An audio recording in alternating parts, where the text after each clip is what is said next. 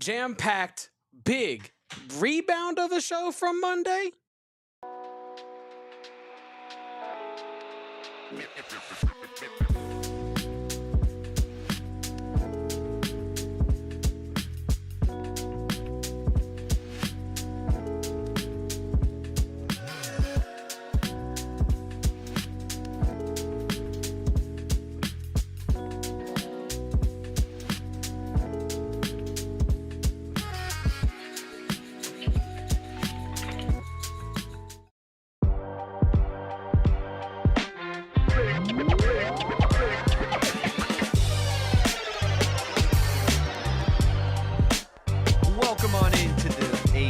Wildcats podcast. I'm your host, Damon Fairall. He is Kevin Thomas. We are here in lovely, beautiful downtown Phoenix. It's only, 110 degrees outside at 2 p.m. on a Tuesday afternoon here, Kevin. But we're in HQ2 at PHNX Sports.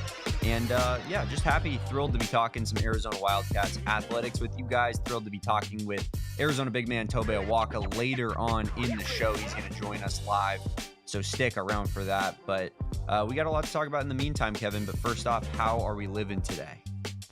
We're living good, living great. A couple people held the door open for me this morning. Small thing, wow. But it just, you pay it forward. Chivalry isn't dead. And you just want to be positive all day. It puts you in the right mood. I also want to offer a happy belated to my mom, who's in the comments as well. Yesterday was her birthday, so yeah, happy you did belated mention that to her as well. Yeah, I didn't. Bad son on hand up on me. We did send her flowers from afar though, so that did happen. No, I heard you say it around the office. June, happy birthday. It was very much obviously on your mind.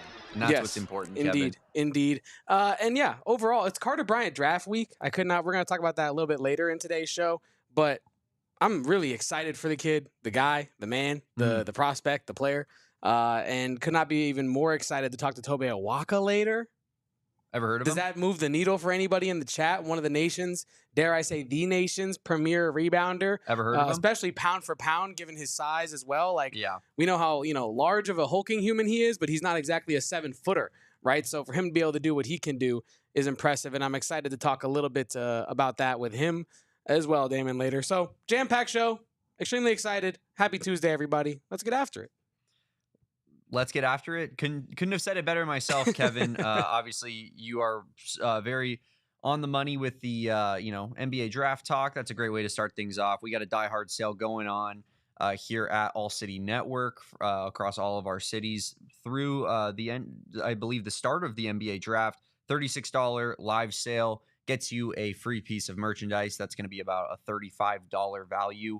And then for $1 extra, you get, access to our Discord, access to the great content of Gerald Bourguet. Kevin Thomas going to be starting to put some diehard stuff up there that you won't want to miss from an Arizona perspective.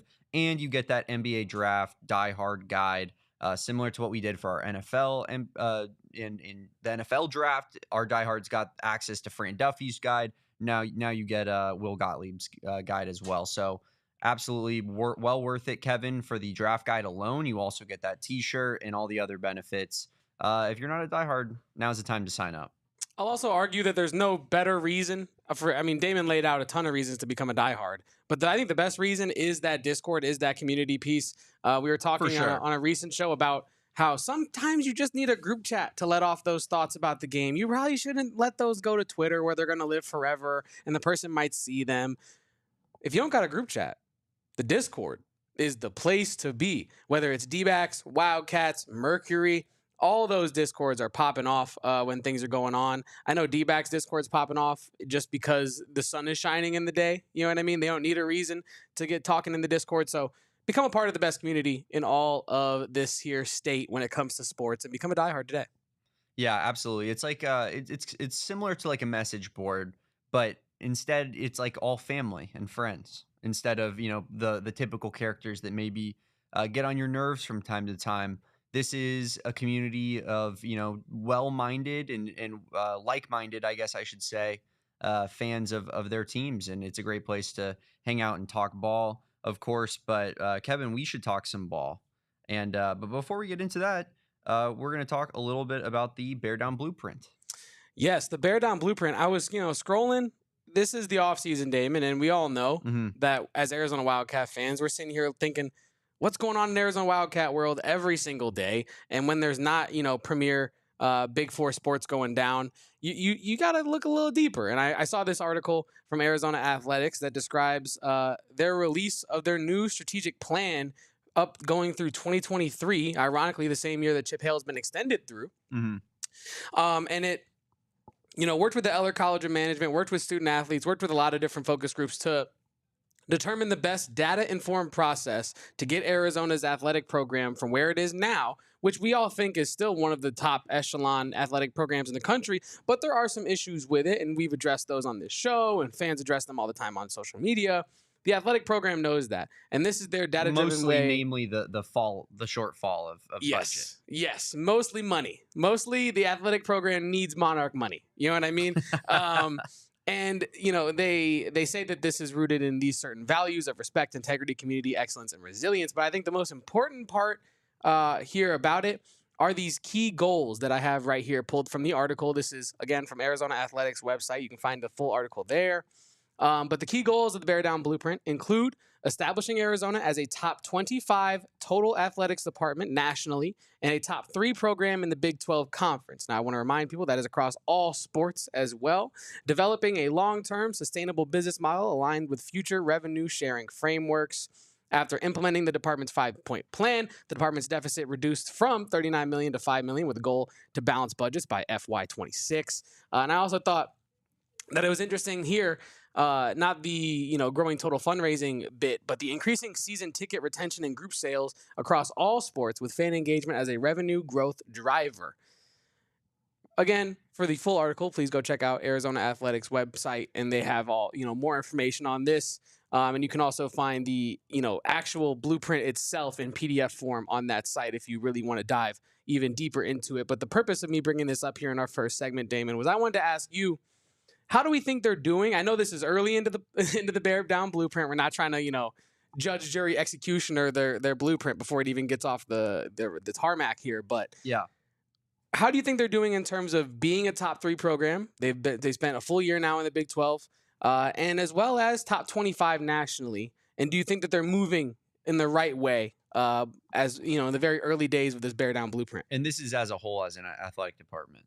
Yes. When speaking like top 3 in the conference, yes, I believe that they're talking about just irregardless of sport, pound for pound, they want to be known as a top 3 program, pound for pound in the Big 12, top 25 nationally. Well, what I will say to that is that a big part of people's thought process is always going to be football minded, because that's the big money driver across all of collegiate athletics. And so, it's hard when you're struggling in football and you struggle to keep consistency in football for people to look at your athletic department as a whole and say, wow, what a really strong, well put together athletic department.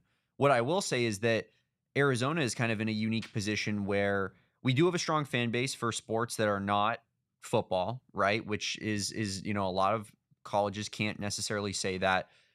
Passionate baseball fan base, passionate softball fan base, passionate women's basketball, definitely passionate men's basketball, as we all know. So, you're in a little bit of a unique circumstance. And I do believe that Arizona, from a top to bottom standpoint, when you're looking at it, is really well put together, I'd argue, athletically. Like, I think that it is, there, you look at even, men's tennis is great. Women's golf is great. Like, these sports Arizona's competitive, even in the sports that they're not even like nationally necessarily relevant in. Right. So, yeah. It's hard to take the entire athletic department down because football has lacked consistency. But unfortunately, that's the reality of the way people will look at things, especially from when looking at like a conference wide perspective. But yeah, I mean, I think that in general, for most of the sports, Arizona is definitely on that trajectory. I think moving out of the Pac-12 is huge in terms of being top 3 in your conference in these sports, because being top 3 in the Big 12 in tennis is a lot different than being top 3 in the Pac-12 in tennis. Like, that's flat out the truth. The California schools are great at those sports. They're phenomenal at Olympic sports. There's a reason that I believe, I'm pretty sure that the most national championships is basically like Stanford, UCLA, USC. I'm pretty sure those are the top 3.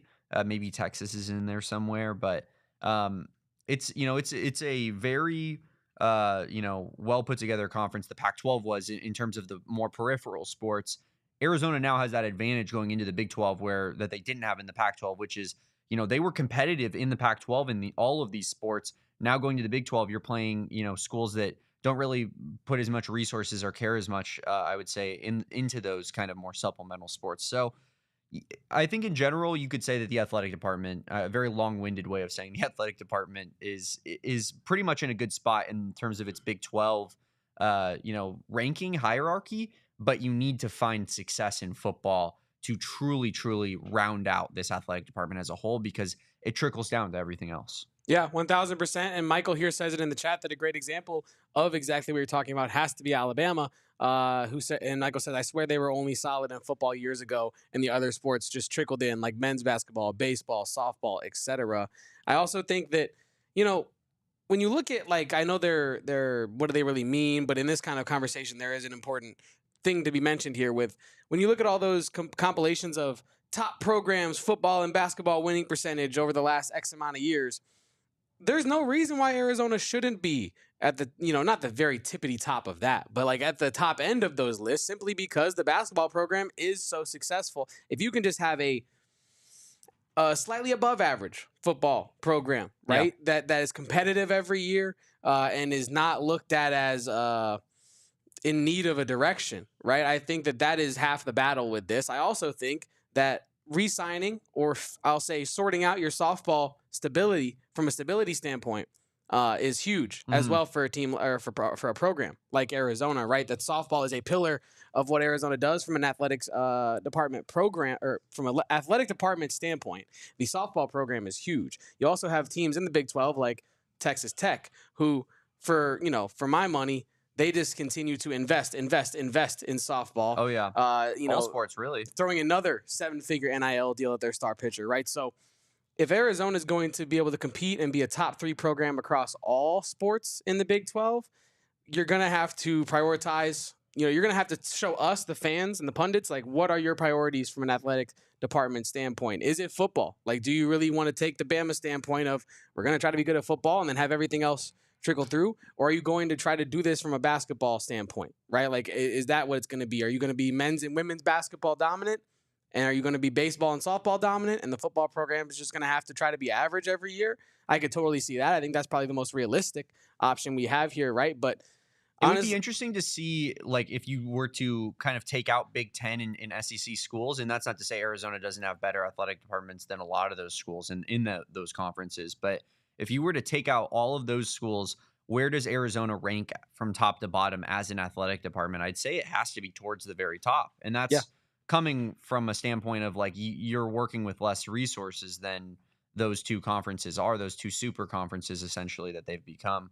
And, I think if you're competing with ACC and Big 12 schools primarily, like, Arizona is one of the better athletic departments out of that group. But I did CB Wildcat here in the comments. I don't think I was not trying to say that Arizona was not competitive in the Pac-12 in those sports. All I was trying to say is that the competition lightens up a little bit playing the Oklahoma States and Baylors of the world in, like, tennis rather than Stanford and Cal, right? Because those teams are just naturally going to have better, I think sports like for swimming, for example. Swimming is a huge sport, obviously, on the West Coast. ASU is great at swimming, but unfortunately, kind of took our chain when it comes to that. But they definitely, I think the Pac-12 was, like, for sure the premier swimming conference, for example, and now that's fallen off. So it's just I'm trying to say, I guess, is that the Big 12 from a competition standpoint in those sports is just not nearly as strong top to bottom as it was in the Pac-12, because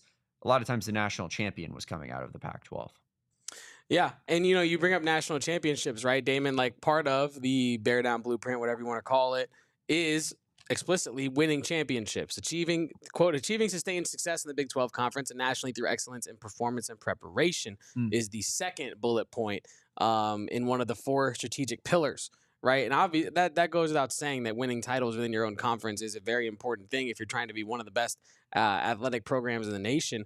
But I remember we're finding ourselves, you and I, continuously entering this cycle of, like, when there's a change in leadership for one of these programs at Arizona, us questioning, well, is this program still going to continue to be a priority, right? And I think that we're seeing with women's basketball, I know that at first when you hear Becky Burke get hired, you're skeptical, I'll say, of like, okay, does this mean that they're chasing championships right now? Or is this a Band-Aid high? Like, what is this? Same thing with softball, right? You're hearing not very much on the Caitlin Lowe front of an extension, right? So you're wondering, is this still a priority for the athletic department? Same thing with football, right? After last season, the terrible result that was, you have Brent Brennan coming back for a second year at Arizona. Many fans understanding the financial implications of all that, but also feeling like, does this move us closer to being a winning program, right? And that is still yet to be determined. My point with all this being, though, is that this being a part of the blueprint, while yes, obvious, is still important. I think it shows the athletic department knows where the priorities are and where their bread is buttered, even though at times it might seem like they're taking a little too long to express that. You got to be self-aware. Yes. And I think that that's the number one thing actually from a football standpoint that gives me a little bit of confidence going into next season is Brent Brennan and co have been extremely transparent and extremely self-aware, at least from my standpoint, of what the reality of last season was and how disappointing it was and how opposite everything needs to be going into this next season. So, I think being self-aware is important and absolutely. I think the football program is not where it needs to be, but the rest of the athletic department is fairly healthy, and Arizona is competitive in most sports. And, I think that's it's hard to ask for much more, but you do need to find that consistency in football. A quick note on football. We did get another commit. Arizona, I believe it is the 9th commit of the month for Brent Brennan and the coaching staff, Kevin. But American Samoa two-way lineman Kaisi Lafitaga. In my head, I was gonna say that so much better, and then it was that second of contemplation, Yeah, you hesitated. Anytime you see a player and they're about to shoot a three and they hesitate for a second, they think about it, they're gonna miss it. Every time. Lafitaga, two-way lineman from American Samoa. He is, I believe, 6'3", 290 pounds. Had an offer from Hawaii, had an offer from Alcorn State. Those were his only 3 reported offers, the only 3 that he had talked about. He's currently unranked, but you can invest in the size, right? That's the main thing. And, I think people always say it right when they talk about it. Like, if you're going to miss on prospects that are athletic and that have size. And if you're not going to be able to recruit the blue chippers of the world, then bring in guys that you think that you can mold into being good football players because they can cut it athletically in this conference. So, a 6'3", 290-pound guy, albeit, not ranked, that's the type of guy that you want to buy in on. And I'm sure he'll find himself a 3-star ranking here in the near future. It is hard. There's a lot less film. And when I was trying to find pictures for our graphic yesterday, Kevin, there's a lot less pictures. Yeah. It looks like he's going to war in the photo that we got there. It looks like we're sending him off to war for the Arizona Wildcats. That's like his Twitter profile picture or something. I love it. It evokes a certain amount of strength, I'll say. But, speaking of that strength, we've talked about this ad nauseum. These commitment pictures did not exist back when I made that that announcement graphic, Kevin. It's okay. But I was gonna say, we've talked about it a lot in this recruiting cycle of, after the season that Arizona had last year, you don't get to be choosy with the recruits that you have at your disposal. The pool has shrunk so much now, and that doesn't mean that there's not quality within that pool, but it just means you got to cast a wide net, and whatever is willing to come into your program, you need to accept that, and you need to develop those players and get the most out of them, and that is coaching at the end of the day, right? Yeah. But when you do have a season like Arizona had, like I said, this upcoming year is so reliant on the coaching that you do with the players you do have to try to have somewhat of a more successful result out there on the field. And I also, what are we doing, Max? I don't know, man. Being self-aware is important.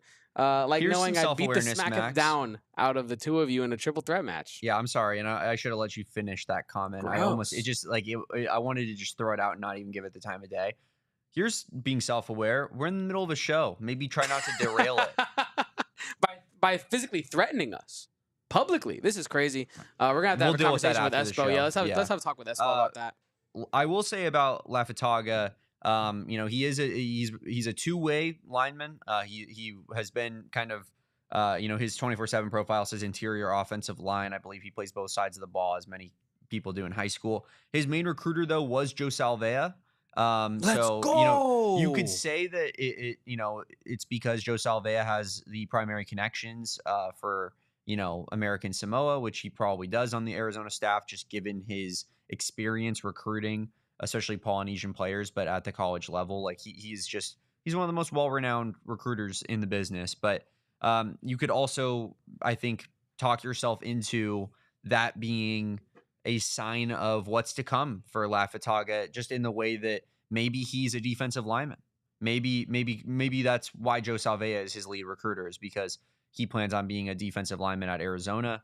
And that's ultimately where he'll, line up when he suits up for the Wildcats. So something to monitor moving forward. But yeah, 9th commit this month. He is, I believe, the second unranked out of those 9. All the rest of the 7 are 3 stars in varying degrees. But expect a ranking pretty soon here for Lafitaga. Yeah, no, I'm excited for that. And I also, anytime you bring up Joe Salvea, I just think of his outro to all his social media videos with the "let's go" or the boom as he punches the camera. We just got to get that guy on the show. You know what I mean? We just got to get him on here. We're dying for feel Big that Joe. Energy live. Yeah. You know what I mean? It's going to be palpable. This show needs some Big Joe. It's the type of energy that just sends you through the rest of your week. And you're like, oh, yeah, remember when we talked to Big Joe and he absolutely fired us up? The same thing happened with Seth Daggy. He came on this show, and I think me and Damon are going to join the military here soon, and just go to war for this program. 100%. You know what I mean? I love it. I'm excited for I all go to of war it. on the Twitter streets. That's my version of war. That's pretty much as close as we can get. You know what I mean? I'm with it. So yeah, shout out to the passion that the coaching staff has, because I think it's showing in the recruits that you're getting. Right, you're getting big physical athletes that are ready to come in and fight for a position. Right, under recruited guys that want to make a name for themselves playing for U of A. So very excited. 9th football commit this month. What else can you really ask for? They're getting in talent, which is something that depth was a huge issue last year. Yeah. Hopefully this year that will not be the case. Yeah, absolutely. I think that's a great way of saying it. We got Erica in the chat now. Show finally started. Hope everybody's happy now that we can finally talk some ball. But Arizona now moves up to 13th in the Big 12 in recruiting classes out of 16, in front of Colorado, Utah, and UCF. We're not last.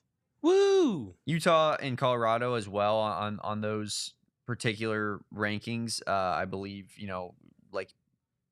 they kind of have higher recruits than Arizona. They just have less. And Colorado in particular is very much moving towards the transfer route, it seems, as their way of team building. Yeah. No, and I joke about, we're not being last, but we got to take what we can get, Damon. I'm just excited to be slightly moving up the rankings, even if it is on quantity, maybe not on quality, right? That's why I was saying, even if you're getting an unranked guy, you want to miss on a guy that, has the size of a very highly ranked guy. That's exactly what you're getting out of Lafitaga. So that's why that I'm fine with bringing in a recruit like that, right? You probably have a ton of spots open on this team. There's going to be a lot of influx and outflux of transfers every single year. So yeah, buy in on a guy who maybe you can buy low on and mold into and shape into a high level player. But Kevin, we're going to talk to Tobe Awaka here later in the show. And we're also going to get into Carter Bryant leading into the NBA draft. Where is he going to go? What are his best fits? And what kind of prospect is he? And we'll get right into that after the break here on the AZ Wildcats podcast. I want to talk to everybody at home about our friends over at Circle K. What's more reliable? When you need them most, who's really there for you, right? That's what you love the most. And Circle K is that exact thing in gas station form.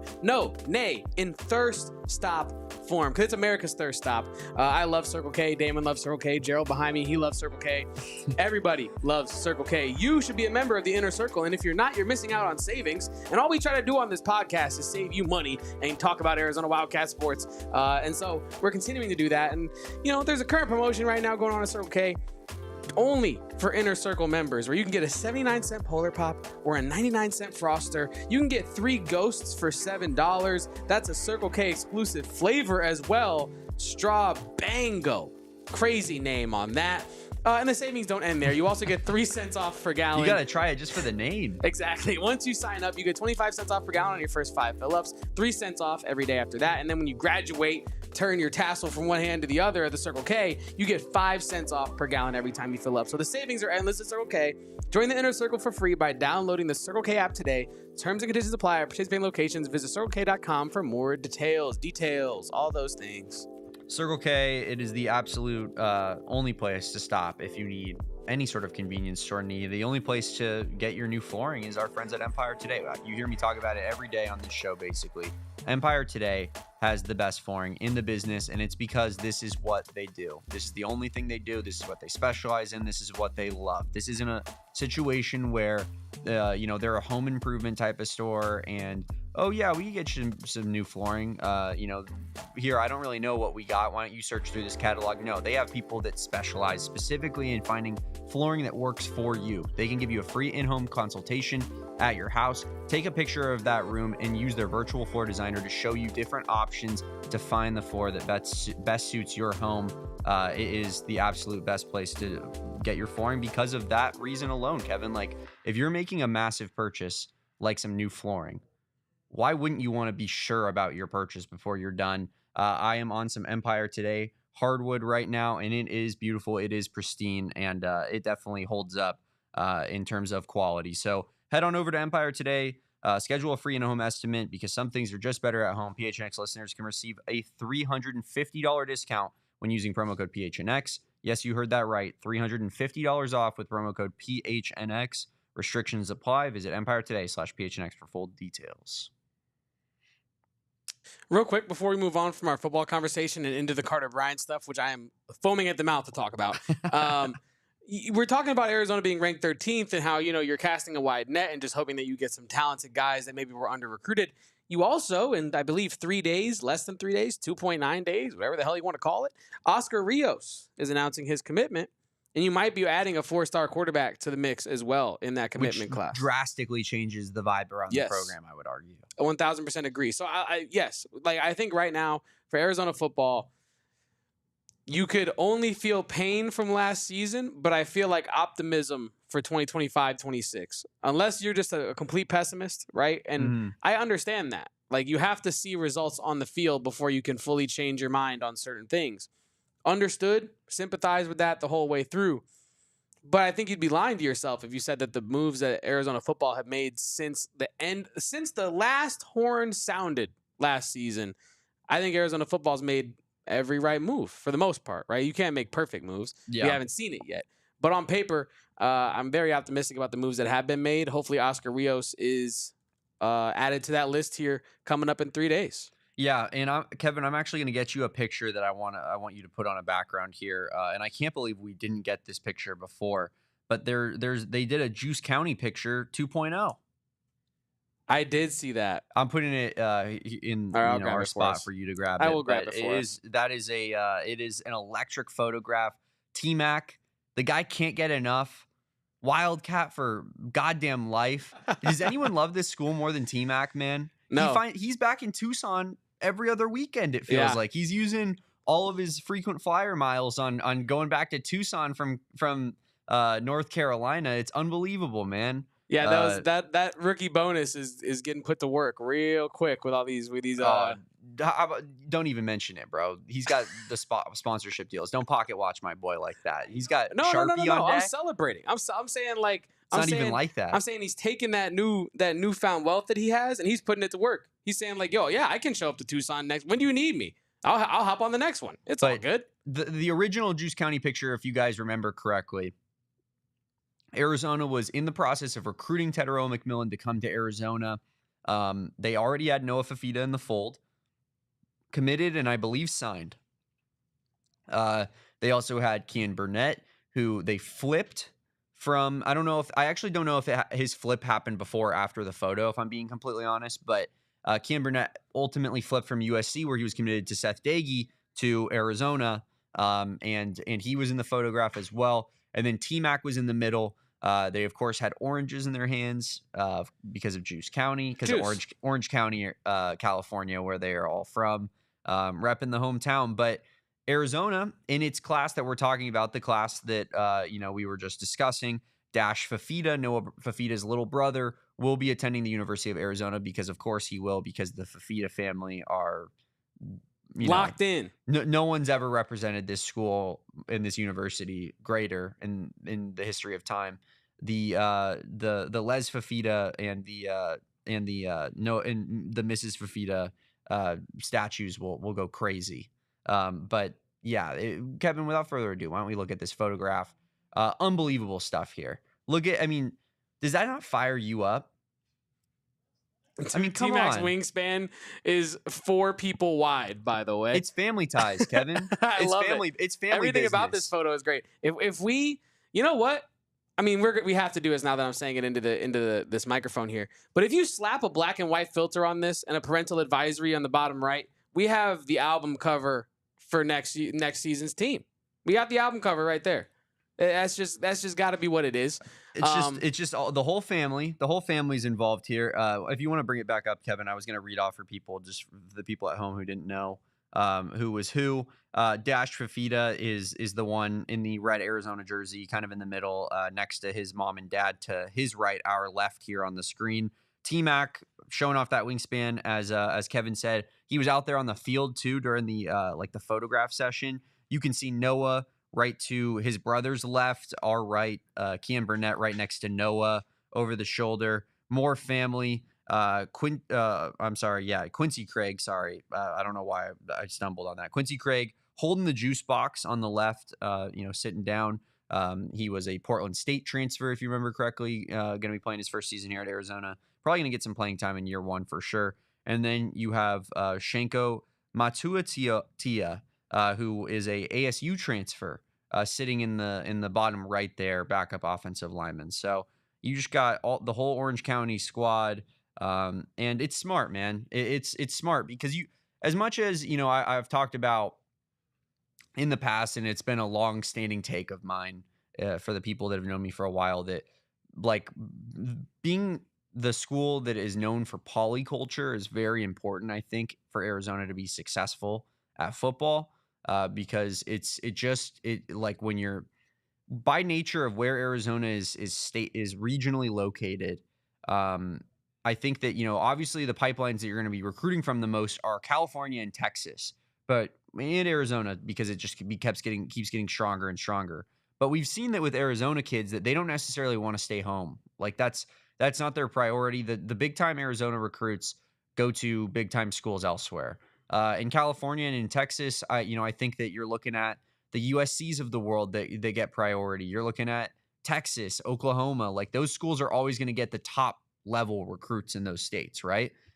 So where can you find edges? Where can you find things that give you a little bit more of an identity? And I think that being a school that's known for having Polynesian players, is huge for a program like Arizona.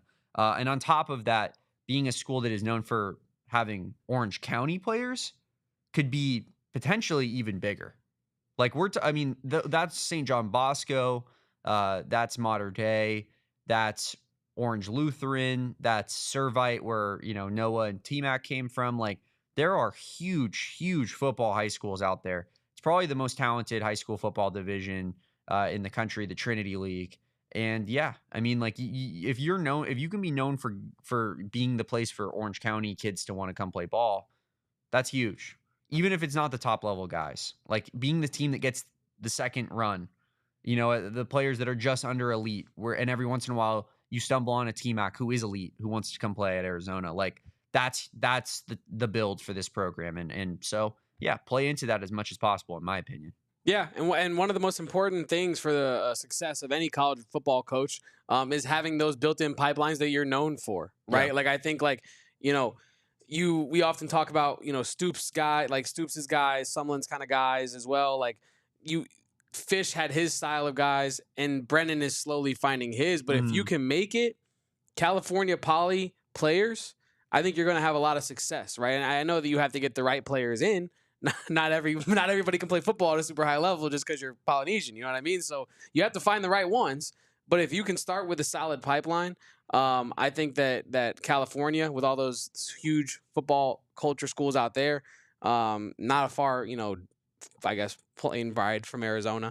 But finding that pipeline, we joke about Texas to Tucson, even though it's very real. It's very real. But if you can Came actually up with it ourselves. Yes, no one ever has had anything ever even similar to that.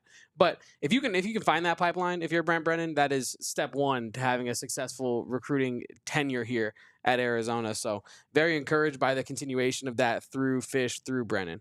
Yeah, absolutely. And Joe Salvea is a big reason for that. Like he is widely renowned as, probably the number one Polynesian recruiter in the country. There's a reason he was the, kind of the recruiting head at Oregon. There's a reason he was, the recruiting head when Cristobal left Oregon and went to Miami. He's made it through multiple coaching staffs at Oregon. He was great at Washington State. He was really good at Arizona, even when he was under Mike Stoops here at Arizona early in his career. So everywhere he goes, he recruits his ass off. And I think, as long as Joe Salvea is here, Arizona is going to get their fair share of high-level Polynesian recruits. But it seems like the football program is, they're at least they're bringing in people to the program, right? And it might not be the most inspiring in terms of 247 Sports ranking numbers, but ultimately that's not what wins you football games at the end of the day. So yeah, David, big Oregon fan David here watching the show, says all the players at Oregon loved him too. Great culture guy. Yeah, he seems like just pretty much the best dude that you could possibly imagine. But yeah, Kevin, another great dude, Carter Bryant. A great guy. Good dude university. Nice guy, you. Yeah. Carter Bryant gearing up to be drafted. Should be tomorrow night, correct? Yes. Barring a very unforeseen slip. Carter Bryant will be probably a lottery pick, a top 14 pick tomorrow night. He'll be attending the NBA draft as well. We've talked a lot on this show about Carter Bryant, where he could potentially end up. But I think that we've kind of landed on that a lot of the teams in that range are not our favorite fits for Carter Bryant. Let's get into a little bit of NBA talk. Obviously, there's been a couple big time trades in the last day here. You had Jordan Poole go from the Wizards to the Pelicans, CJ McCollum going the other way. You had Anthony Simons going from the Trailblazers to the Celtics, and Drew Holiday going back to the Trailblazers because Joe Cronin called up Brad Stevens and said, "Yo, what's good? What do you need right now, bro? Big bro, I got it." But we'll take those. We take those. David, sorry for the shots too, because David's a big Trailblazers fan, being from Portland. We appreciate the Celtics farm team. That's not nice. That's not nice. But given any of those trades going down, there's a couple teams there that are in that range. Do any of those trades make any impact on potentially whether or not you'd like to see Carter Bryant land on any of those teams? I think the obvious domino that has fallen is the opportunity for him to land on the Phoenix Suns. Right, I think that's like the biggest domino here around the office. Oh yeah, and there was a little thing. Kevin Durant got traded too. Not that big of a deal. Who? But no, I think Carter Bryant, like if he lands on the Suns, I've been waffling on this back and forth all week. I do feel like it ironically would be a good fit for him to stay in Arizona, but not at Arizona. You know what I mean? And I think that him being in Phoenix, where they're trying to kind of reset their timeline a little bit under Book, maintain the ability to compete. Carter Bryant is a little bit of a raw talent, not exactly a guy that's going to come in day one and be some sort of a contributor for your, chances at competing in the West, which is tougher and tougher by the day. Yeah. I think Carter Bryant to the Suns is probably the most interesting domino to have fallen in relation to our show here from these trades going on in the NBA. Do you feel differently? Do you think that maybe the possibility of him going to the Grizz now for Erica Day or what? Yeah, I mean, it's interesting, right? Because there's been kind of a lot of movement in that area. The teams that we just discussed making a trade. The Wizards are at 6. The Pelicans are at 7. The Suns are now at 10. The Trailblazers are at 11. So a lot of Carter Bryant's range has been impacted by these trades that have gone down. The Grizzlies at 16, as you mentioned, with the Desmond Bane trade. So yeah, I mean, do any of those teams make more sense now?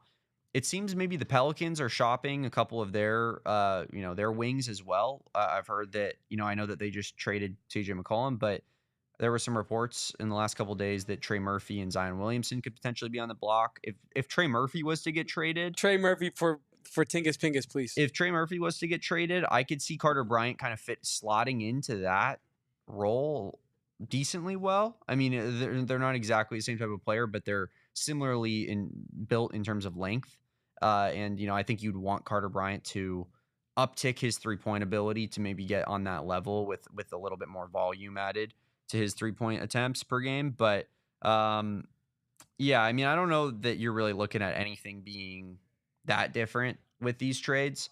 I will say though that it does feel like the Trailblazers could be a team they could use that position, right? Because they have a lot of centers on their roster, a lot of centers. They obviously have invested heavily in a Scoot Henderson. Now they have Drew Holiday, just the vet they needed. So yeah, I would say that a wing is kind of where they're looking, potentially needing. But yeah, I think from a viewership standpoint, like it would just be cool to see him stay in Arizona. It'd be great. Even though, the Bryant Valley jersey, Damon, the Bryant Valley jersey will go hard. The last time that happened, it didn't go the best. It didn't end the best, I should say. It went pretty well for a minute, but then it became, I feel like it and you know what? And like, I'll go here, Kevin. It felt very much like it was like, you know what? As the second the U of A guy starts being a little bit like, not playing great or having a little bit of an attitude thing, it's like, let's blame him. You know what I mean? And I don't know if I want that for Carter. That would be. I don't think that'd be the problem for Carter because he's a lot different mentally than DeAndre Ayton. He's cut from a much different cloth. For sure. Carter Bryant would much rather show up to practice in real life than show up to practice in 2K. Carter Bryant's not having problems with his coach. Yes. Carter Bryant's not doing an ESPN interview being like, sometimes I'm like, I'd rather stay home and play 2K than go to practice. And it's like, that's the virtual version of your job. Like I don't know. Carter Bryant's not built that way, so I don't feel like that would even be kind of a problem for him. I do think him going to Portland actually wouldn't be the worst. Like I really don't think that. I think like them adding a Drew Holiday, whether or not he stays on that team or not, is a nice leader for him to have, at least on paper right now, as long as Drew is currently there. You also have Toumani Camara on that roster, who has been a player that Carter Bryant's been compared to endlessly throughout this process for their versatility and length. An ability for Carter Bryant to one day project into an NBA level defender and utilize that length and size on the wing. And I also think if you're Portland, this is actually a guy in Carter Bryant who can, you can develop for a little bit, and he more fits your timeline than some of these other teams that are really trying to not rebuild but retool. Like the Phoenix Suns aren't really trying to fully blow it up. To my knowledge, Gerald, to my knowledge, you know what I mean? So I feel like this is more of a retool. I don't know if Carter Bryant fits a retool. I think he definitely fits a rebuild because you're going to give him those 2-3 years to grow into the NBA's flow, pace, size, speed, all that. I think he fits a retool in the sense of maybe he's what he was at Arizona. Like he's like the seventh man. You know what I mean? I don't know if he fits a retool in terms of, being like a guy who's going to step up right away the second he, is, say we're talking about the Phoenix Suns trying to be competitive next year, for example. Like he's not going to show up and be like, hey, Devin Booker, like I'm the Robin to your Batman. But like I do think that he could be a guy that you play for 20 minutes a game, 18 minutes a game, and he'll give you good minutes and be efficient like he was at Arizona in the limited minutes that he played. Like, and then you just keep expanding his role as he earns it. Similarly to how Tommy Lloyd was trying to slow cook Carter Bryant throughout the year. So I could see from that perspective, because I just think he's a winning basketball player. Like he impacts your team on a positive level, and he does whatever's asked of him, and he has a great attitude. So I think that in terms of fit, he's kind of a guy that fits almost every team, right? Like he can play small forward, he can play power forward. He's big for his age and for his position. He's well built too. He's not like a skinny, frail 6'8". He's like, he has room to like, I think when Carter Bryant's in his prime, like he's gonna be pretty well built. You know what I mean? So 1,000%. Yeah, I'm high on him, and I hope he goes to a good situation for him. But I think at the end of the day, you kind of just have to believe in the player, right? And for me, he's a guy that I don't really have too many quarrels with where he goes, because I think that he'll likely develop, no matter what, just because that's the type of player that he is. But I will say he is raw, so he does have a lot of room to grow. And that's what makes the scary part of Carter Bryant, right? That's the mystery of Carter Bryant, and you have to be able to buy into that as an NBA team. But I believe if an NBA team buys into that, that's showing their hand of how they feel about him, like what he can become. Yeah, and I think when you look at a guy like Carter Bryant, it's kind of the antithesis of an Ace Bailey in a way, right? Where Carter Bryant, if you're an NBA GM, I'm not saying you're going to take Carter Bryant over Ace Bailey in like I a top understand 5. what you're saying. But Carter Bryant's willingness to fit into wherever he's asked to go. Carter Bryant's not coming into this process thinking, I have to go to Phoenix, I have to go to here, or I have to go to here to succeed. I don't want to go anywhere else, right? And I guess he's not really, you could argue, well, he's not really afforded that luxury, right? Being projected where he is projected. He's not really afforded the ability to get selective with what teams pick him. But I don't think that's really the point. I think the point is mentality, right? To enter this process, bright-eyed, bushy-tailed, and just ready to go. You know what I mean? Like, I think Ace Bailey coming into it more so thinking, what can I get out of this process? How can I, manufacture what I want to happen en route to what makes me most successful? When in reality, the whole time, it's just work. It's just hard work the whole time. It's not, situation is huge. Don't get me wrong. I'm not trying to be that simplistic about it, but situation plays a key. But at the end of the day, it's your hard work, especially as a rookie. You know what I mean? It's your hard work that's going to keep you in the league. It's the hard work that's going to get you rotational minutes. Yeah. It's the hard work that's going to get you a starting lineup spot if you're not one of the top 3 guys in this draft. So I'm faithful that Carter Bryant, no matter where he goes in this upcoming NBA draft, is going to be a productive player and a positive player for whatever team selects him. And I think that's one of the big luxuries with picking at Carter Bryant, right? Where do you think his ceiling is and where do you think his floor is as a prospect? Like long term? No, I'm saying for this upcoming season. In this draft, like give me a spot in the draft. Well, what pick do you think is his highest he could go, and what pick do you think is the lowest he could go? I will do that on the other side of this break, and I will also plug a very nice draft guide to talk about after this break here on the AZ Wildcats podcast. So don't you go anywhere. Damon, I want to talk to our friends at home all about Wendy's Frosties.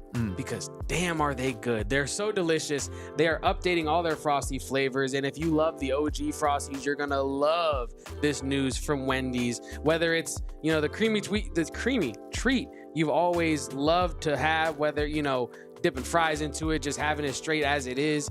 Now you have new flavors like strawberry, brownie batter, caramel crunch. You got Pop-Tarts flavor on the strawberry side of things. We had a bunch of them here in the office. We were going crazy. They're just delicious. I love Wendy's Frosties. One of the best sweet treats you can possibly have. So anyway, whatever flavor you are craving, odds are they have a Frosty for it. So clock in for a sweet treat anytime, including midnight or later. You can get these things after midnight, Damon. It's a very clutch treat. Wendy's is always there for you. With Wendy's all new Frosty flavors, a refresh on a classic, gotta be Wendy's. At participating U.S. Wendy's, hours may vary by location, so check the maps before you go after midnight. You know what I'm saying? Absolutely. Another great place to go is Gila River Resorts and Casinos. You know us, you know me and my guy Kevin. We love Wild Horse Pass. But they got 4 locations in total that you can check out in the valley all over. Wild Horse Pass, though, they got the number one, the biggest BetMGM sportsbook, the number one sportsbook in the great state of Arizona. Great place to watch different events. They got the pay-per-views going. Kevin, I know UFC 317 this weekend. Massive card. Kevin's boy Oliveira going up against Ilia Topuria. Against Kevin's other boy. Yeah, true. It is. It's a mashing of worlds for Kevin and Pantoja as well. Co-main event versus Kai Kara France. Huge card. And the best place to watch it is at the BetMGM Sportsbook upstairs at Wild Horse Pass, the number one sportsbook in the state of Arizona. Kevin, maybe we should check it out. Seems like a really great time. I'd be very down. A couple drinks, couple tickets. Nothing like having that physical ticket in your hand, and you can do that at Wild Horse Pass. You can also gamble with all their slots, all their live table games, and have a great dining experience from low scale to upscale to concerts to the pool. I mean, if you're not having a good time at Gila River Resorts and Casinos, that is on you guys, because there's so many options to hang out. Go check it out today. You do you at Gila River Resorts and Casinos. Visit playatgila.com for more details. It actually sounds really fun. It does. And I miss Gila River. I'm very excited for Atlanta. Haven't been in a minute. But I would love to be able to I would love to be able to pull a T-Mac, I'll say, and just go to Atlanta, but halfway through my trip, fly back to watch UFC 317 at Gila River Wild Horse Pass, and then fly back to Atlanta for the rest of my trip. Yeah. T-Mac, maybe I'll just gamble for 2 and order for 2 when I go. Hey, go ahead. It's not stopping me. I'll drink for 2 and I'll gamble for 2. Because you weren't there, and you can live with the results, Kevin. I love that, and I love that you're doing that in my honor. When I show up broken and battered, and some Russians took me out back and made a mess out of me to prove a point, and I'm like, hey Kevin, it's because I didn't have enough money to pay my tickets. This is now an episode of It's Always Sunny. It's gonna be on you. I love that. And also, we do have Tobe Awaka coming up at the top of the hour here shortly in our overtime segment of things, and I do want to round out our Carter Bryant conversation by talking about his floor and his ceiling, like Damon alluded to. And I wanted to give you all a chance to go check out our All-City Draft Guide by Derek Bodner and Will Gottlieb. They're doing great work. Damon alluded to it earlier.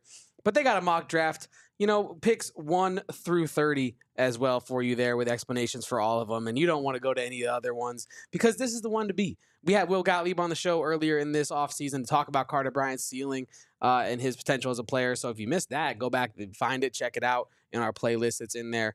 And definitely check out that draft guide as well. So in terms of Carter Bryant's ceiling in the NBA draft 2025, realistic ceiling, I think you start talking about players that Carter Bryant could be better than in the long term at 6. And again, I'm looking at the All-City Draft Guide here. We have Trey Johnson and Jeremiah Fears in that 6-7 slot, Wizards, Pelicans. I think that's his absolute top. I don't think that there's any world where Carter Bryant is selected above an Ace Bailey, a Con Knipple, a VJ Edgecombe, a Dylan Harper, or a Cooper Flagg, and that even goes without saying. I can see him getting picked before Ace Bailey, but the rest I agree with you. Yeah.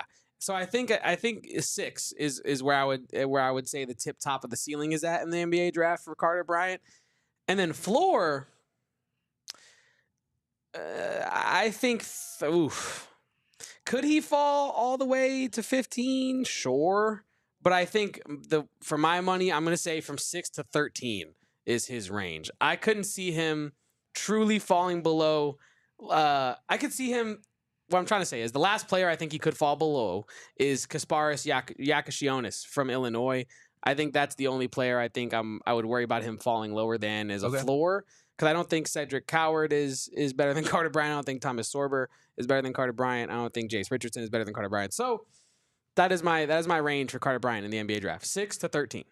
Yeah, I mean you're going. I think I was going to say 6 as well as my ceiling, but you're going a little bit. I want to be a little bit more conservative with my floor. I was going to say even 16 to the Grizzlies. I was going to kick it back to 16 and say 6 to 16 is really his range. I know that's a third of the first round, but I genuinely feel that way.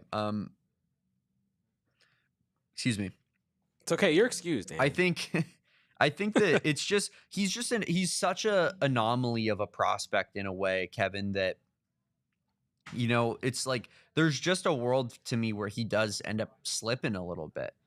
Even if you're not necessarily like, it might not be the expectation or what I think is going to happen, but it's just like when you have such a low usage prospect, I think that there just is a world where a couple teams are lower on him than you might expect.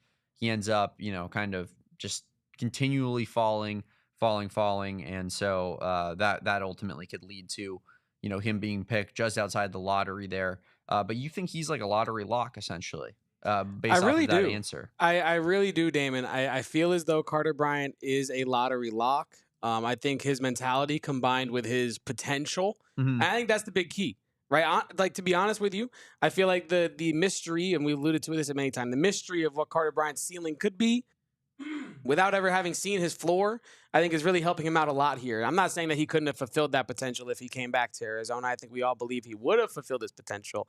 But if you're simply just doing this draft as a GM and you think, what could this player be? Yeah, there's so many different scenarios as to what you can talk yourself into, especially once you've met him and you understand his mentality and his work ethic and his I'll say attitude towards the game. I think Carter Bryant is a lottery lock. I really do. And especially when you think that a lot of teams are seeing this as an 8-player draft. I think that outside of that top 8, are there really many better prospects than Carter Bryant?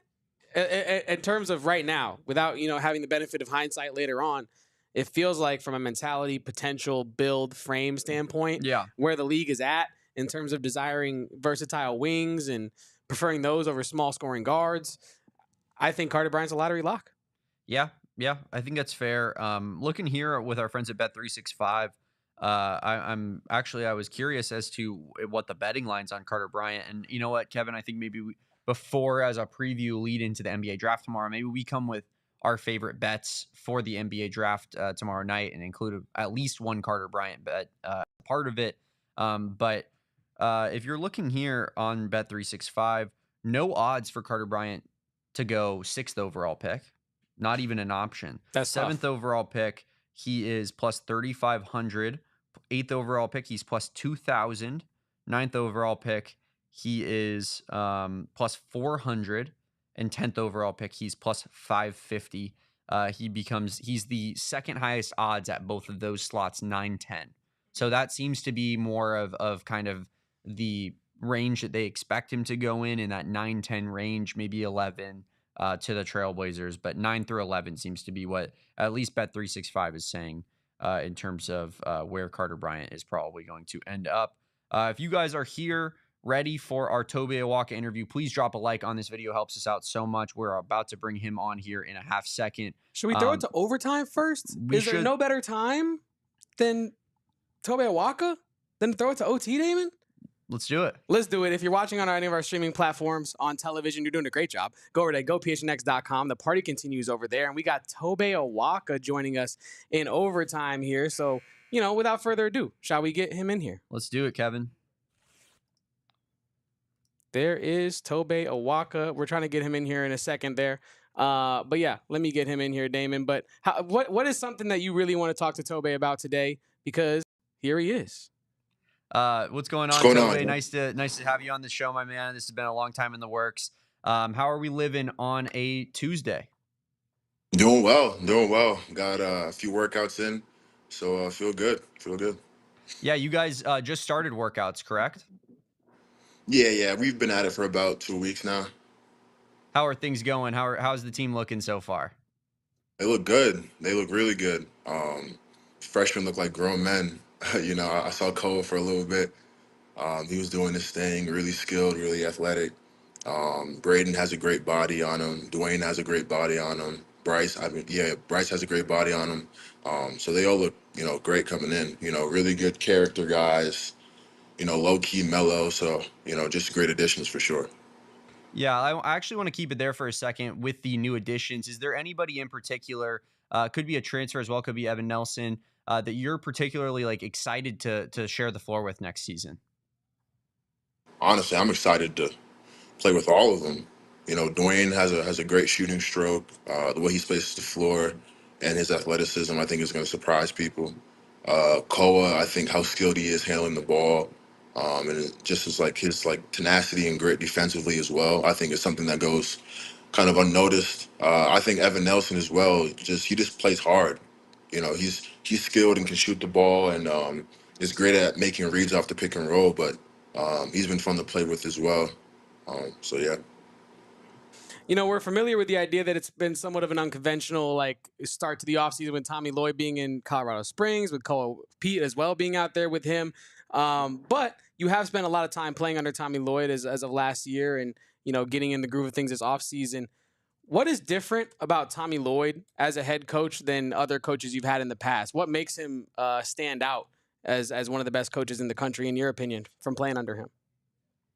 I think one, he's an offensive genius. I mean, just the way that during practice he's able to pull sets for different kinds of situations to get guys in different kinds of scoring positions is parallel to none. So I think offensively he's a amazing mind, and then also I think he's a very emotionally intelligent coach as well. I think he's good at sort of reading body language, and if he sees that a guy might not be in line or maybe drifting off, he's great at talking to them one on one. sort of getting them back into the program things. So I think that that's something that goes really underrated about him, just his emotional intelligence as a coach. Yeah, for sure. Tommy Lloyd obviously out there coaching with Team USA, and as Kevin mentioned, Koa Pete out there as well.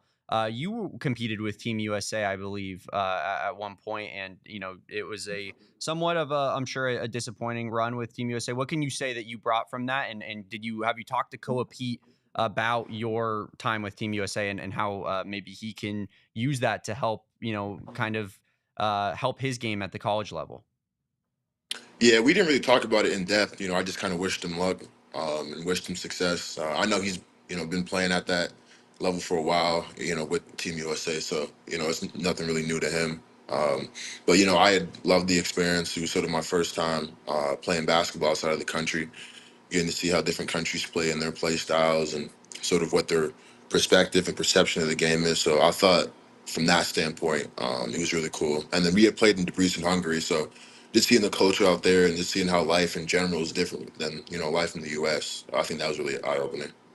Yeah, did you learn anything about using that kind of that international platform about I guess your game or anything that you could bring back to the college level, and then kind of compounding on top of that, Arizona obviously 3 international recruits in this class. What can those guys bring to the table that maybe you guys don't have a great look at before? Just in the game in America.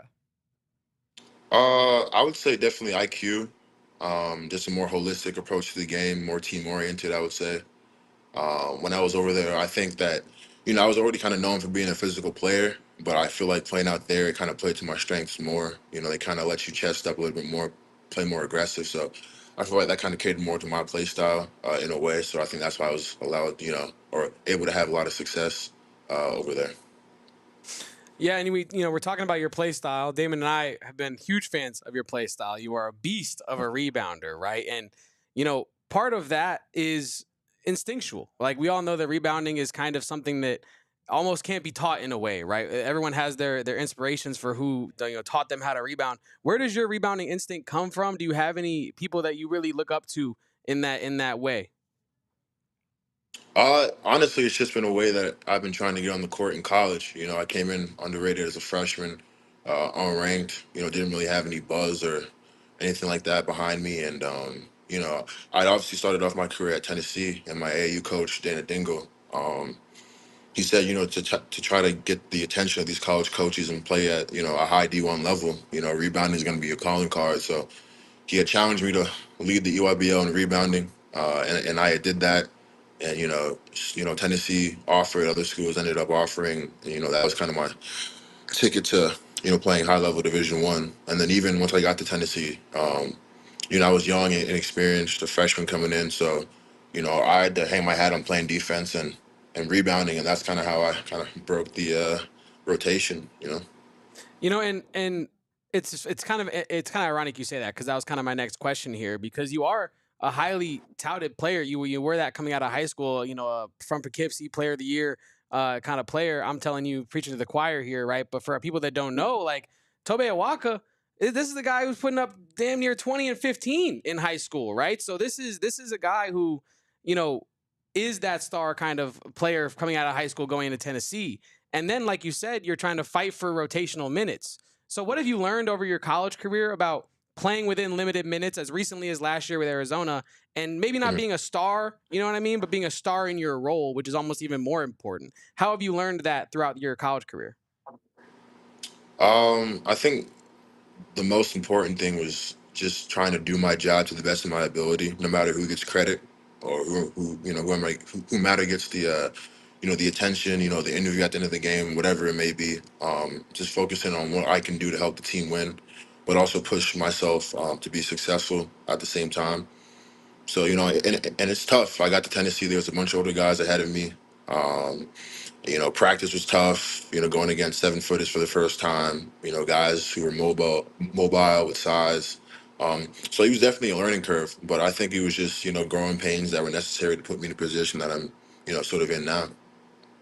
Yeah, and you talked a little bit about not having the highest ranking out of high school, despite being a pretty high level high school player. You had to fight for those offers, especially those high major offers, right? But what was it like to go from a guy that you felt, I'm sure at the time you felt very underrated, right? And now you're starting at one of the most nationally prominent programs in the country. How, just kind of, I guess, from a mental standpoint, like, how have you dealt with that change? It's been pretty surreal. Always try to stay humble.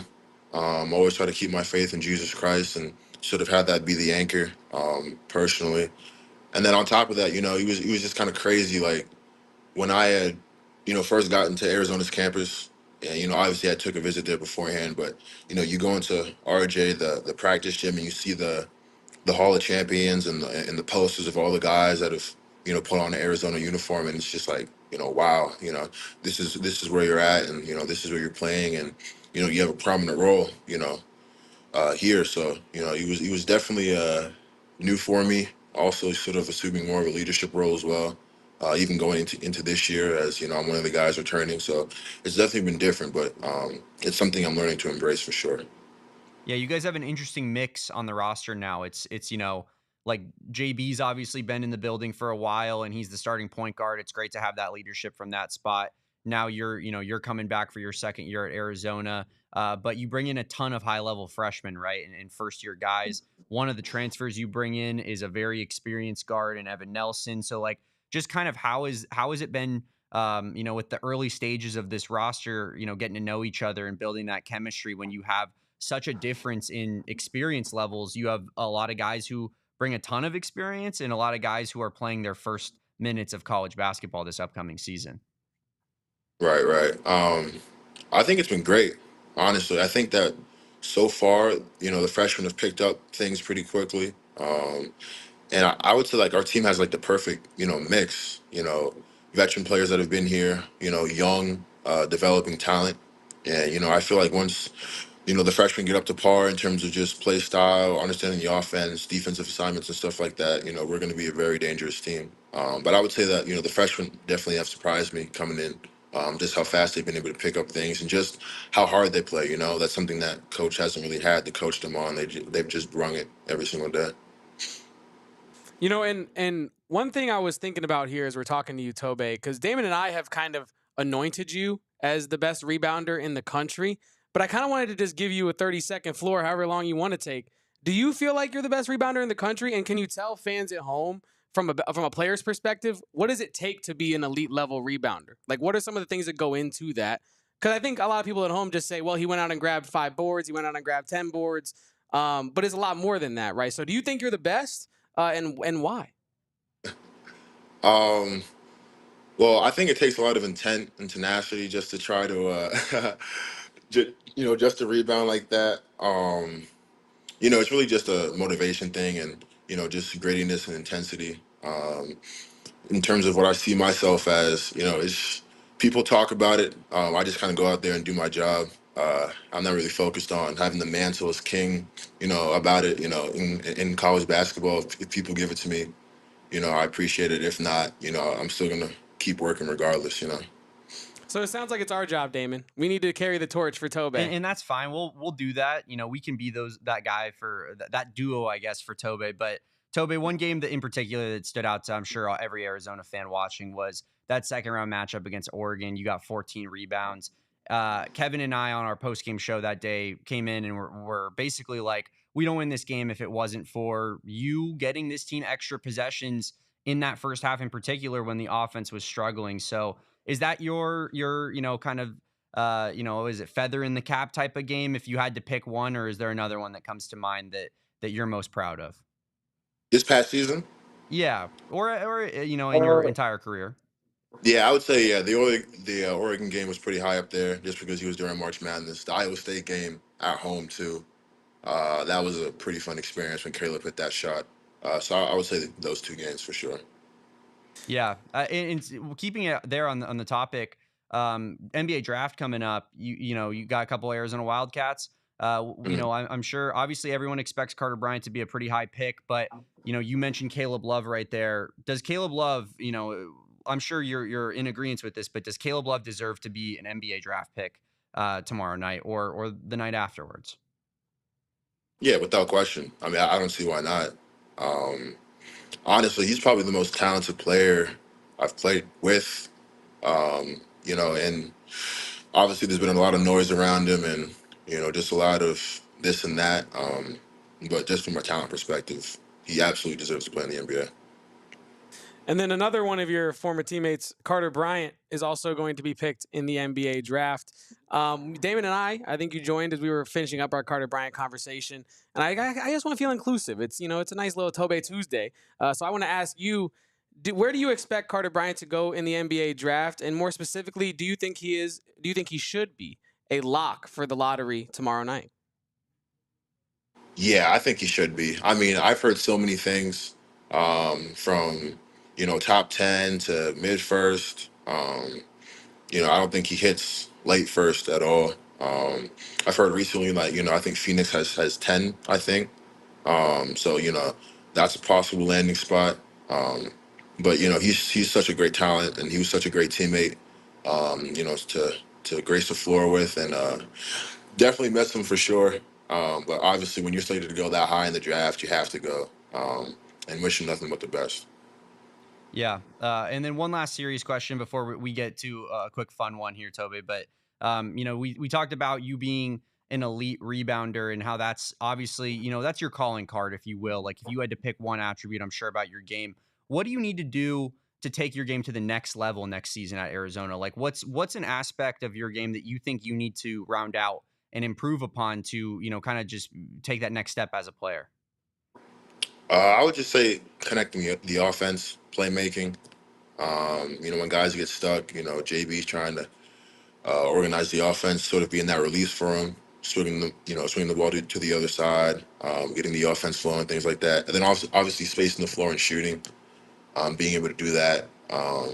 Because with a guy like Big Mo, Koa, those guys like to operate in the paint as well. So obviously if we're playing together, being able to space the floor is going to help a lot. Yeah, and real quick, I did want to ask you, Selection Day in general, right? I'm sure you've seen the video. I don't know if it's on top of your memory. It's been a little bit now, a couple months. When Arizona's name was selected, there was some smiles. There was some, all right, hey, let's go, boys. Oh, There you go. I remember this. And you're just sitting there locked in. Didn't even care. Yeah, What was going through your mind in that moment? And did you know the cameras were on you in that moment? Were you thinking about that? What was going through your head? No, it was just like my natural reaction. I didn't know the cameras were pointed. I was surprised. I went on Instagram a little later in the day, and people were sending me the video. I was kind of, like I said, surprised. But I think that it was great that we heard our name called, and it's what we expected. But we still had to handle business. You know what I mean? First round win is great. Second round win is great. Sweet 16 is great. But obviously the goal is a championship. People talk about making it to Final Fours, and that's great. But I think championship should be the main goal. You know what I mean? So I guess I was just kind of locked in on that. Yeah, absolutely. Favorite thing about Tucson before we get you out of here real quick? Like you got a spot that you got to hit up? Like what's your number one Tucson go-to? Just like to hang out and chill, or food, or Either. okay. Catalina Park is pretty nice. I think Tucson scenery is very underrated. Uh, so that's been a cool, Damn right. sort of place to chill. And then there's two food spots. So there's Gray's on Speedway. That's a great burger place. Me and the team last year, and a little bit this summer, have gone there just to eat and chill. So that's a great spot. And Great then sauces Momo's. at that place. Yeah, They got yeah, a yeah. great sauce selection. Yeah, yeah. And then Momo's on 6 is another hot spot for us. We like going to that place, really close to the facility, to the gym. So yeah. Well, that's a perfect way to get you out of here, Tobe. We appreciate you stopping in and taking your time today. Friend of the program, which means whenever we ask you to come back on, you got to do it. But we appreciate you, man, and we'll be excited for you to take the court next season and have big expectations over here. So until next time. Yes, sir. Thank you for the invitation. Thank you. Absolutely. He is Tobe Awaka. You guys know him. He's Arizona's starting center from last season. Figures to play a very important, vital role into the success of next season. And Kevin, says all the right things, right? Says everything you want to hear, especially for, I think, all the leadership stuff. Like that is, clearly someone that is bought into this team identity and bought into what Tommy Lloyd is selling him. And also when you hear, like, when I say, like, what's an aspect of your game that you want to see improve upon next season? His answer being flowing the ball better on offense. Being a connector. Yeah, being a connector to get it away from JB when he's being trapped or doubled, and swinging it across the court. Like, I feel like that is such a wild answer from a high level basketball player. Usually, and I think the spacing thing is really interesting and also provides an extra talking point. But I felt like that was just such a unique answer, and just goes to show how locked in on playing winning basketball that Tobe Awaka is in particular. Like, it's not about, oh yeah, I want to, up my point total this year so I can get drafted. It's about, yeah, I want to be able to, read JB's body language. Oh, he needs help off a trap. Let me go provide an outlet and then swing the ball to Del Orso, and now we have an open corner three. He also could have been like, I want to lead the nation in rebound. Totally. Like, yeah. So for him to, and I think, and this is a question I wish that I had thought of sooner into the interview, Damon. I had thought about it right before I asked the Selection Sunday question, and there just wasn't enough time. I didn't want to be greedy with Tobe's time. We want him to like us. You know what I mean? Yeah. But my thing with that is, I wanted to ask him how Tommy Lloyd goes about developing bigs, and I'm not trying to ask him to spill the secrets and spill the secret sauce. Tommy's but I'm secret saying, sauce. What emphasis, what emphasize, whatever the plural is there, does Tommy Lloyd place on certain things that other coaches place otherwhere? Like, there's not one right way to eat the Reese's, right? You know what I mean? Like, you can develop bigs in a multitude of ways. I'm interested to see from a bigs perspective, like from Tobe's perspective, what that is like, because I think. And this is not to take away from Tobe's actual basketball IQ, because it's high. Tobe has a very high IQ basketball player. But I almost wonder if that's Tommy Lloyd's influence directly right there. Being like, what do I need to do to get better? How can I have this ball moving? How can I help us play Arizona basketball? How can I help be a connector from Jaden Bradley to Braden Burries to Koa Pete, even to me if I'm open in the paint, right? So I feel like that might be an influence of Tommy Lloyd showing through right there. And I'm curious to see if that's an emphasis that he puts into the head of his bigs of, like, you got to be ready to move this ball. You got to be ready to facilitate as well. Like, just because you're a big does not mean I'm not going to ask you to facilitate from time to time. Mm-hmm. I'm not saying run an offense, but like Tobe was saying, and like you were saying, be a connector when your point guard needs help or when Koa Pete needs help and gets trapped, right? So that was a very interesting answer from Tobe. Yeah, great interview with Tobe Awaka. We'll put it up on our YouTube channel here later in the day so you guys can get a peek at it if you are not watching the entire thing, if you don't want to go back on our live video. But if you are here right now, please like this video. Does us wonders. Like the video for King Rebounder in the nation, Tobe Awaka. We'll say it, Tobe. Yeah. Don't worry about it. We got you. If that's the badge that we need to wear, we'll do it. Proudly. Yeah. Proudly. Oh, I need to get in Twitter arguments with people online. You want me to pull out the offensive rebound percentages? Sounds like what I was going to do anyways. Sounds like exactly what I was going to do anyways with my Tuesday night. So, shout out Tobe. Your Tobe Tuesday night? Yeah. Shout out Tobe. Shout out Tobe Tuesday. I'm actually, when you said that, I immediately got pissed at myself because I was like, damn. How did I not promote it as such all the way leading into this? It's insane. Bro. Same. We were just so locked in on having the nation's best rebounder on our podcast, this little podcast that you and I have, that I think we did forget about it was right there, Tobe Tuesday. And there's still, I don't know how many hours, but there's still hours left in Tobe Tuesday, so there's still time. What do you think about his two Tucson go-tos? I liked them. I think your comment about the sauces was really good as well. Just trying to relate. I love just trying to get on the same page here. I love that we're calling the Richard Jefferson Gym RJs. I love that. Richard, I know that's a small thing. They call it RJ. Mm-hmm. I know. I just love every time I hear it. I'm just like, yes, we are keeping the legacy alive and we are continuing it into the modern era. I'm sure he loves that too. Exactly. I'm sure he does.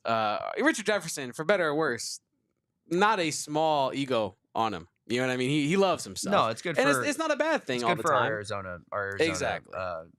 Kind of repping here that we have. But, yeah, shout out Tobe Awaka. You ever been to Bobo's?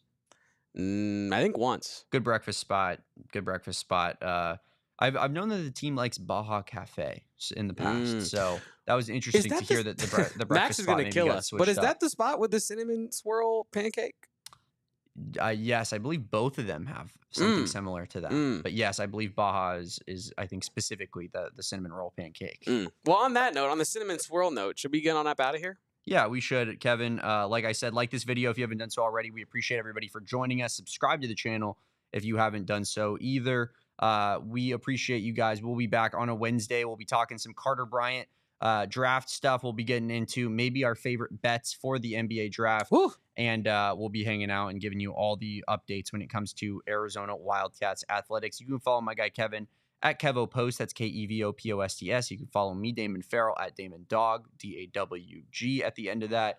And you can follow us at PHNX_Wildcats, where we're always tweeting out whatever is going on in the world of Arizona athletics. Shout out to everybody who is here today, joining the show, watching our Tobe Awaka interview. Like I said, we'll get that up on our YouTube later. Check out anything that we got going on our YouTube. Check out PHNX Suns doing all the great draft coverage. Crazy stuff going on with the Suns right now. PHNX Cardinals, heat of the offseason, but gearing up for a big season. And, of course, PHNX Diamondbacks later tonight on the postgame show. Appreciate everybody for being here. Like this video, subscribe to the channel, and we'll catch you next time. But until then, peace out. Bear down. And go Cats. Thank you, Tobe. Best rebounder in the nation. We all silly like the mayor.